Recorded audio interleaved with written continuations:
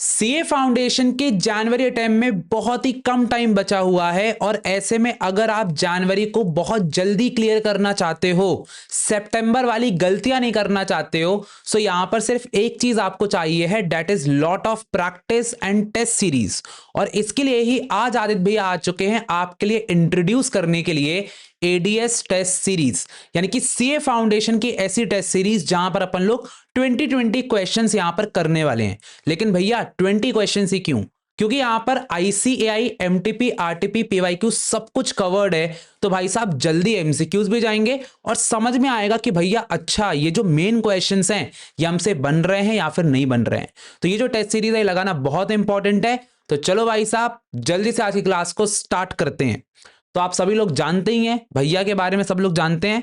बस यहां पर एक चीज ध्यान करना है आपको। अरे अरे मेरा पेन ही नहीं चल रहा है, ये क्या हो गया? हाँ देखो अब चल रहा है। सो देखो जरा, सबसे पहली बात जो है आपको एक कॉपी पेन निकाल लेना है। कॉपी पेन निकाल करके आपको भाई साहब इस कॉपी पे लिखते चले जाना है कि आपका जो करेक्ट आंसर है वो क्या है और जो आपने आंसर दिया वो सब लिखते चले जाना। उसके बाद अगर आपने ए ऑप्शन दिया, आपका गलत हुआ क्योंकि करेक्ट आंसर ये था, तो ऐसे करके लिख लेना वहां पे कि करेक्ट आंसर क्या है। साथ ही साथ लास्ट में अपना स्कोर कैलकुलेट कर लेना कि 20 में से आपका कितना स्कोर आया है, और जो भी आपका स्कोर आएगा वो आप मुझे कमेंट सेक्शन में बताना, ताकि आपका हर एक स्कोर हर एक वीडियो के नीचे रहेगा ना, तो आपको पता चलेगा कि भैया टेस्ट के नीचे क्या है। ऐसे हम बहुत सारे वीडियोस लेकर के मैं आने वाला हूं, ठीक है? तो ये होता रहेगा। तो सारे बच्चे जल्दी से अटेंडेंस लगा दो कमेंट सेक्शन पे, दैट इज भैया सीए आसान है। चलिए भाई साहब आज की क्लास को स्टार्ट करते हैं। सारे बच्चे मेरे साथ बोलेंगे हर हर महादेव। चलिए भैया स्टार्ट करते हैं अपनी टेस्ट सीरीज को, मजा आने वाला है। लेट्स सी आपसे कितना यहां पर बनता है। सबसे पहला क्वेश्चन यहां पर, price discrimination will be profitable only if the elasticity of demand in different market is. अब डिफरेंट मार्केट में इलास्टिसिटी ऑफ डिमांड चल रही है, ठीक है? तो फॉर एग्जाम्पल एक बंदा है एक मार्केट में जो कि कह रहा है भैया मुझे बारबी डॉल चाहिए। ये सीए फाउंडेशन की पढ़ाई करता है, ये कह रहा है भैया मुझे बारबी डॉल चाहिए, बहुत जरूरत है मुझे, ठीक है? ठीक है, अब क्या है मुझे नहीं पता। और एक लड़का है वो कह रहा है नहीं भैया मेरे को बारबी डॉल की जरूरत नहीं है, मैं तो अपनी जिंदगी से खेलता हूं, मेरे को नहीं जरूरत है। अब आप बताओ जरा, ऐसे में आपके आयत भैया क्या करेंगे? जिस बंदे के यहां पर ज्यादा डिमांड है उससे अलग प्राइस चार्ज करेंगे, समझ लो उससे 1000 रुपए चार्ज कर रहे हैं, और एक बंदा क्योंकि ज्यादा कुछ नहीं कर रहा तो इसे 700 रुपए चार्ज करेंगे क्योंकि इसको ज्यादा डिमांड नहीं है। तो प्रॉफिटेबल कब होता है? जब डिमांड कैसी होती है? यूनिफॉर्म होती है, डिफरेंट होती है, लेस या फिर जीरो। करेक्ट आंसर आएगा भैया जब डिफरेंट डिमांड होती है, तब यहां पर डिस्क्रिमिनेट करना पॉसिबल होता, अच्छा रहता है, प्रॉफिटेबल है। सेकंड क्वेश्चन आ जाता है, अगर आपका सही गया है तो एक नंबर दे देना, सेकंड क्वेश्चन पे जाओ। An example of positive economic analysis would be। अब यह पॉजिटिव इकोनॉमिक्स क्या होता है सबसे पहले तो ये समझ लेते हैं। पॉजिटिव इकोनॉमिक्स का मतलब है भैया facts. Facts are very very important. तो अगर आप सिंगल हो अभी तो ये एक फैक्ट है, लेकिन आपकी क्रश बन जाएगी, वो आपके साथ सेट हो जाएगी, ये हो जाएगी वर्ड जो है, that is your normative economics. So यहां पर अब आप देखो जरा, an analysis of the relationship between price and food of quantity purchased. यानी कि बेसिकली जो प्राइस है और क्वांटिटी परचेज यानी कि डिमांड है, इसका जो रिलेशनशिप है, क्या ये एक फैक्ट है या फिर ये एक ओपिनियन है? ये सोचो। Determining how much income should be guaranteed, कितनी इनकम मिलनी चाहिए, ये फैक्ट है या फिर जजमेंट है? भैया ये जजमेंट है, ये नॉर्मेटिव इकोनॉमिक्स है, क्योंकि ऐसा हो सकता है ऐसा बोल रहा है। Determining the fair price, again fair price तो कितना भी हो सकता है ना, वो तो अपन ऐसे नहीं बता सकते, कोई फैक्ट नहीं है, ये भी जजमेंट है। Deciding how to distribute the out of the economy, output कैसे डिस्ट्रीब्यूट करना है, ये तो भैया अगेन जजमेंट है। सो करेक्ट आंसर क्या हो जाएगा? करेक्ट आंसर आएगा भैया ए ऑप्शन, दैट इज कि प्राइस और क्वांटिटी इन दोनों के बीच में एक लॉ ऑफ डिमांड लगता है, वो एक फैक्ट है। So correct answer A option हो जाएगा। क्लियर है? एक नंबर और दे दो, गलत हो गया तो 0.25 काट देना। नेक्स्ट हो जाता है, king demand curve model of oligopoly assumes that. King demand curve model में जो ओलिगोपॉली के अंडर होता है, क्या वहां पर response to price increase is less than response to price decrease, response to price increase is more than response to price decrease, demand constant है या फिर परफेक्टली इलास्टिक है? अब भैया ये कैसे होगा समझ में नहीं आ रहा मेरे को। देखिए सबसे पहली बात, किंग डिमांड कर्व जो होती है वो ओलिगोपॉली में होती है, भैया ये हमको पता है। ओलिगोपॉली मॉडल में कितने लोग रहते हैं? फ्यू फर्म्स होती हैं, ठीक है। अब फॉर एग्जाम्पल यहां पर 3 लोग हैं, एक मैं हूं एडीएस, एक तुम हो और एक तुम्हारा दोस्त है, ठीक है। तुम और तुम्हारा दोस्त एक टीम में है, मैं अकेला हूं, ठीक है। अब समझना बात को, अगर मैं प्राइस को बढ़ाता हूं, बारबी डॉल के प्राइस को बढ़ाता हूं, तो क्या तुम्हें इससे कोई फर्क मिलेगा? नहीं पड़ेगा। क्यों नहीं फर्क पड़ेगा बताओ जरा? क्योंकि मैंने प्राइस बढ़ाया।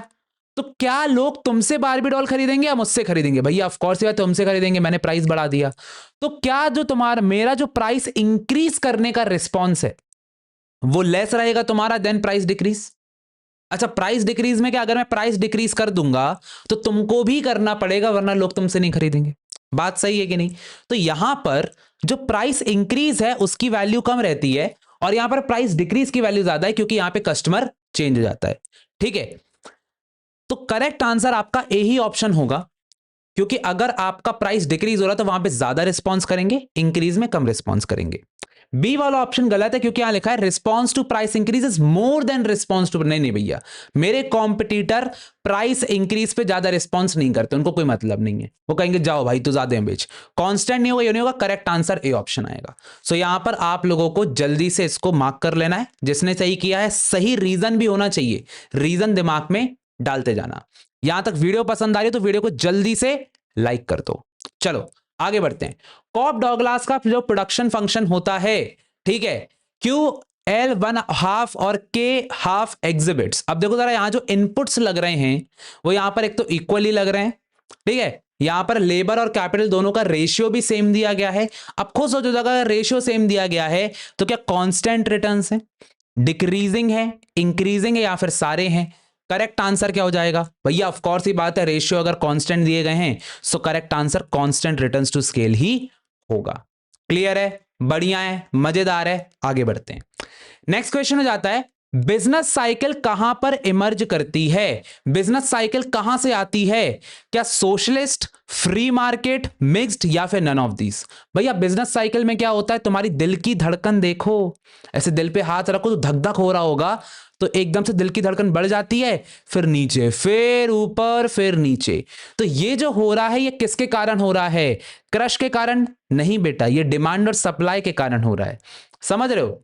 यस, तो ये सप्लाई के कारण हो रहा है, जो कि बार बार चेंज हो रही है।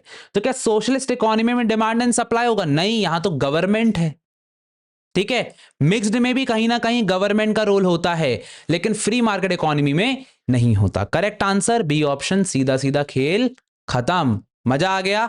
आगे बढ़े, आगे बढ़ जाओ। With a fall in price, अगर आपका प्राइस गिर रहा है, गिरा हुआ प्राइस है और डिमांड बढ़ रही है, ठीक है भैया, प्राइस गिरा दिया, डिमांड बढ़ा दिया, तो अरे ये क्या हो गया? हाँ तो बताइए जरा कि यहां पर वो भैया सस्ता हो गया, ऑफ कोर्स ही बात है। इस इफेक्ट को क्या बोलेंगे?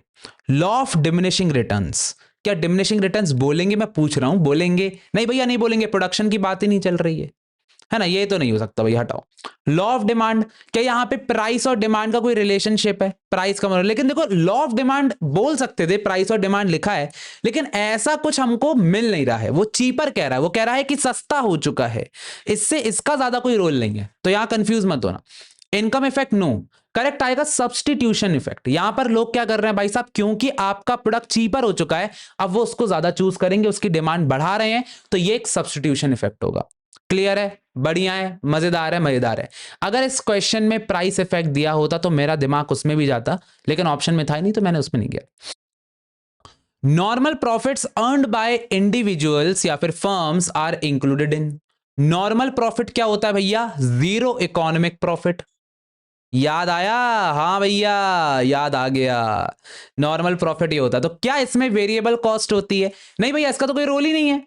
वेरिएबल कॉस्ट का क्या रोल है? यहां तो है ही नहीं भैया, वो तो आगे आती है अपने। फिक्स्ड कॉस्ट, नहीं भैया इसका भी कोई रोल नहीं है, इसके बारे में सुना। अब तुम्हारे पास दो ऑप्शन है, एक्सप्लिसिट और इम्प्लिसिट। अगर तुमने सही मार्क कर दिया तो तुम्हें 1 नंबर मिलेगा, गलत कर दे तो 0.25 कट जाएगा। ये तुम्हारे दिमाग में चल रहा होगा एग्जाम के टाइम पर, इसलिए टेस्ट सीरीज लगाना इंपॉर्टेंट है। सो देखो करेक्ट आंसर क्या होगा, यहां पर वर्ड लिखा इकोनॉमिक, और इकोनॉमिक के अंदर हमेशा इम्प्लिसिट कॉस्ट आती है। समझ में आ रहा है? अकाउंटिंग के अंदर ये अकाउंटिंग कॉस्ट है, तो अकाउंटिंग जो प्रॉफिट होता है उसके अंदर सिर्फ और सिर्फ एक्सप्लिसिट कॉस्ट आती है, लेकिन इम्प्लिसिट दोनों में आती है। सो करेक्ट आंसर यहां पर इम्प्लिसिट कॉस्ट हो जाएगा। क्लियर है, बढ़िया है, मजेदार है, मजेदार। आगे बढ़ते हैं। In short run total cost curve starts from, total cost curve short run में कैसे स्टार्ट होता है? टोटल कॉस्ट का आपको ग्राफ याद आ रहा है? कुछ ऐसा जा रहा होता है, एस शेप्ड बनाता है, एस बना देता है, एस फॉर सांप, ठीक है। सो यहां पर एस शेप्ड बना दिया, टोटल कॉस्ट कर्व है, यहां से आपका टोटल फिक्स कॉस्ट कर्व गया है। तो क्या बेटा आपको यहां से दिख रहा होगा कि ये ओरिजिन से स्टार्ट हो रहा है? नो भैया, ओरिजिन से नहीं हो रहा है। क्या ये हॉरिजॉन्टल है? क्या ये ऐसा जा रहा है? नो भैया, हॉरिजॉन्टल नहीं है। तो करेक्ट आंसर क्या होगा भैया? वर्टिकल है। करेक्ट आंसर बी ऑप्शन है। क्लियर हो रहा है? मस्त है, ग्राफ से समझ में आया भैया, आ गया। चलो, if a resource can be put only to a particular use, opportunity cost is, अगर एक रिसोर्स को आप सिर्फ एक ही जगह पर यूज कर सकते हो, एक पर्टिकुलर जगह पे यूज कर सकते हो, तो अपॉर्चुनिटी कॉस्ट कैसी होगी? क्या एप्लीकेबल एंड क्वांटिफाइबल होगी? ठीक है, एप्लीकेबल हो जाएगी, नॉट एप्लीकेबल, या फिर ये चीज। अब एक ही चीज में यूज कर सकते हो। अब आप खुद सोचो जरा, अगर फॉर एग्जाम्पल एक ऐसी चीज बताओ जिसका सिर्फ एक ही सिंगल यूज है, ठीक है। सिंगल यूज क्या है? दिमाग नहीं चल पा रहा, समझ लो एग्जाम्पल ले लेते बारबी डॉल का ही, ठीक है। चलो, आज बारबी डॉल, लड़कों को बहुत मजा आ रहा होगा, बारबी डॉल की बात चल रही, तो बारबी डॉल का आप क्या करो भाई? खेल सकते हो बस उससे, समझ आ रहा? और क्या कर सकते? पर्टिकुलर यूज है, तो क्या यहां पर अपॉर्चुनिटी कॉस्ट बन सकती है? खुद सोचो जरा, उसके मल्टीपल यूजेस ही नहीं है, तो क्या बन सकती है? तो ऑफ कोर्स ही बात है भाई साहब, यहां पर कोई भी आपका ऑल्टरनेटिव है ही नहीं। अगर बारबी डॉल होती, और बारबी डॉल आप ए ऑप्शन यहां चूज कर सकते हो, बी यहां पे चूज कर सकते हो, समझ में आ रहा है? सो यहां पर एक चीज रहती कि हाँ यार, मैंने ए चूज किया तो अपॉर्चुनिटी कॉस्ट आ रही है, या बी चूज किया तो अपॉर्चुनिटी कॉस्ट आ रही है ही नहीं, एक ही यूज है। सो करेक्ट आंसर आपका नॉन एप्लीकेबल ही हो जाएगा। क्लियर है? आगे बढ़ते हैं। Next question, demand curve in monopolistic competition is more elastic due to, यहां पर जो डिमांड कर्व है मोनोपोलिस्टिक में वो ज्यादा इलास्टिक होता है, यानी कि यहां पर जो डिमांड है वो कुछ ज्यादा ही चेंज हो रही है। भैया डिमांड इतनी ज्यादा क्यों चेंज हो रही है? अब ये बता दो जरा, क्यों हो रही है? क्योंकि यहां पर ज्यादा सेलिंग कॉस्ट है। नो भैया, सेलिंग कॉस्ट ज्यादा होने से क्या होता? चलता है, freedom of entry and exit है। क्या फर्म बार बार एंटर एग्जिट करे उसके कारण है? उससे क्या होता है ना? नहीं आ रही तो उससे क्या होता है? उससे इलास्टिसिटी थोड़ी बढ़ती है। क्या लार्ज नंबर ऑफ फर्म्स है? नो। करेक्ट आंसर आएगा भैया यहां पर आपका प्रेजेंस ऑफ क्लोज सब्सटीट्यूट। यहां पर प्रोडक्ट डिफरेंशिएशन तो है, लेकिन सब्सटीट्यूट उतने ही बन जाते हैं ना, समझ में आ रहा है? फॉर एग्जाम्पल, आप आईफोन 14 लेने के लिए गए, एक 14 प्रो भी है, 14 प्रो मैक्स भी है, सर 17 प्रो 17 प्रो मैक्स भी है, तो आप कंफ्यूज हो गए, आप कहोगे भैया ये भी ले सकते हैं, ये भी ले सकते हैं। सो यहां पर आपका जो डिमांड है वो बहुत जल्दी चेंज होती रहेगी। सो करेक्ट आंसर भैया क्लोज सब्स्टिट्यूट वाला ऑप्शन हो जाएगा। इसको याद रखना, एक इंपॉर्टेंट क्वेश्चन हो जाता है। नेक्स्ट पर चलते हैं। Scarcity definition was given by, ये तो मैं कितनी बार बता चुका हूं बच्चों। स्कैरसिटी जो डेफिनेशन थी ना, वो एक बहुत ही बढ़िया अंकल ने दी थी।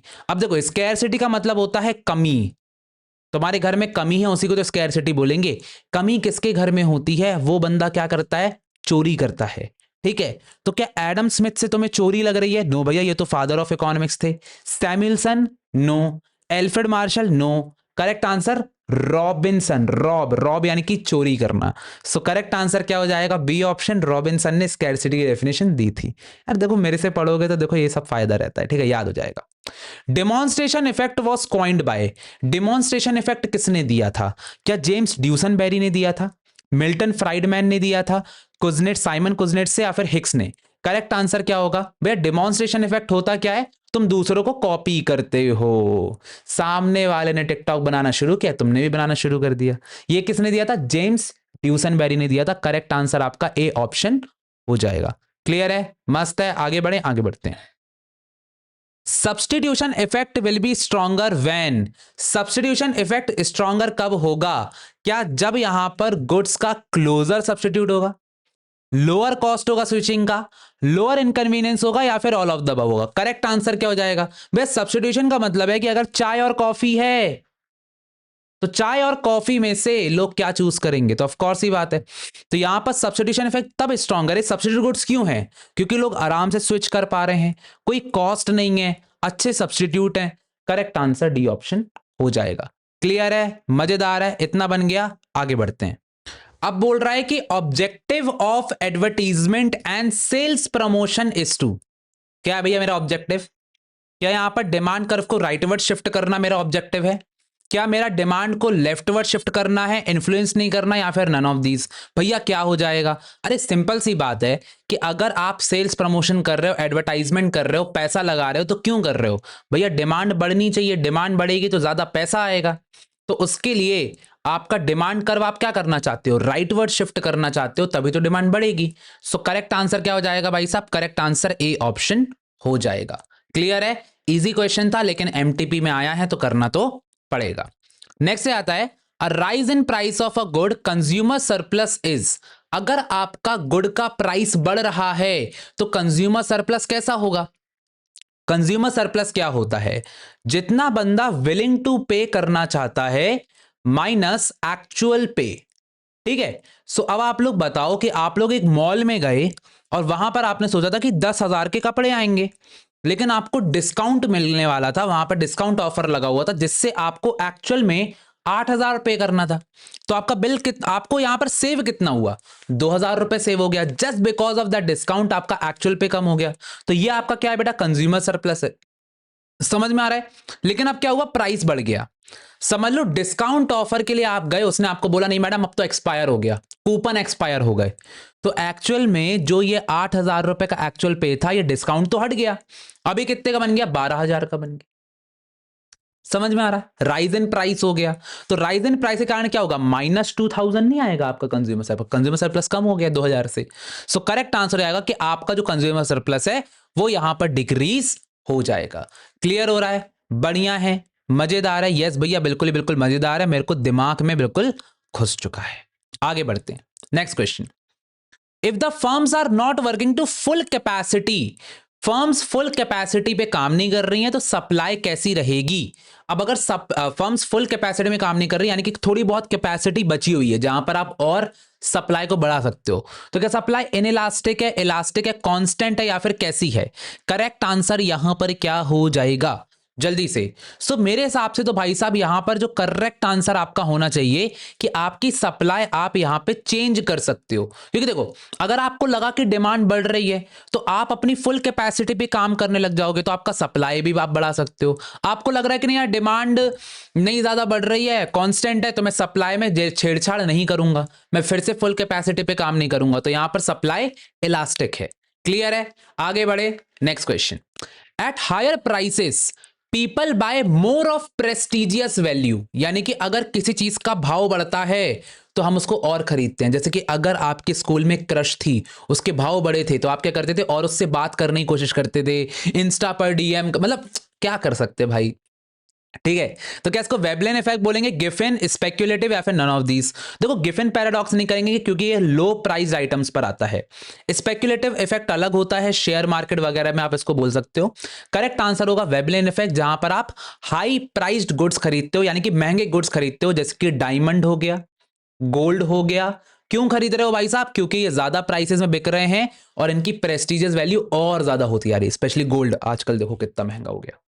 नेक्स्ट आता है which of the following is not a characteristic of land. भैया ये क्या करवा रहे हो आप? बहुत सारे बच्चे बोलेंगे भैया क्या करवा रहे हो, ये ऐसे क्वेश्चन थोड़ी आएंगे एग्जाम में। बेटा जाके ना जनवरी अटेम्प्ट का पेपर देख लेना, 24 वाला, 25 वाला, जनवरी 25 का पेपर देख लेना, वहां पे ऐसा सेम क्वेश्चन आया हुआ है। इसलिए भैया की टेस्ट सीरीज को हल्के में मत लो। Land is a passive factor, क्या पैसिव फैक्टर है? यस भैया, खुद से चल नहीं सकता जमीन। इमोबाइल है? यस। हेट्रोजीनियस है? हाँ यार हेट्रोजीनियस भी है। All of the above.